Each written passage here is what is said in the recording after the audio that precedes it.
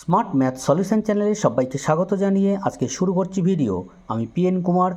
দ্বিতীয় পর্যায়ক্রমিক পরীক্ষার জন্য সপ্তম শ্রেণীর গণিত নিয়ে এখান থেকে 60% তোমরা কমন পেয়ে যাবে তোমাদের দ্বিতীয় পর্যায়ক্রমিক পরীক্ষার জন্য। ভিডিওটি দেখতে থাকো, ভালো লেগে থাকলে লাইক কমেন্ট শেয়ার করতে ভুলবে না। প্রথম প্রশ্নটি হলো c-3 = c² + kc + 9 হলে কে এর মান কত? দ্বিতীয় প্রশ্ন, আর এইচ এর শর্তটি কোন ত্রিভুজের মধ্যে প্রযোজ্য?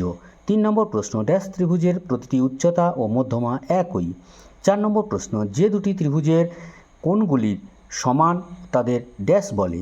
5 নম্বর প্রশ্ন, দুটি সরলরেখা পরস্পরকে ছেদ করলে ছেদবিন্দুর বিপরীত দিকের একজোড়া কোণকে ড্যাশ বলে। নেক্সট প্রশ্ন, m² + n² = 5mn হলে m² / n² + n² m² কত?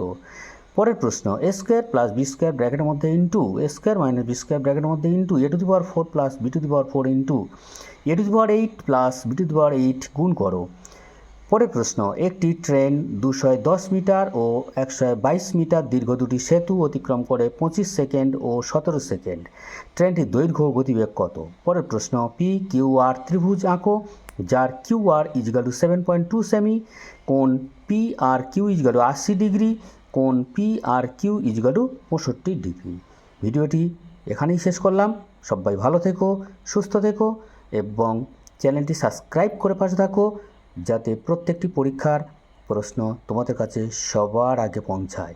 এবং এই প্রশ্নের যদি কোনো অ্যান্সার তোমাদের অজানা থেকে থাকে তোমরা কমেন্ট করে জানাবে। নেক্সট ভিডিওতে তোমাদের কাছে সেই প্রশ্নের উত্তর তুলে ধরবো।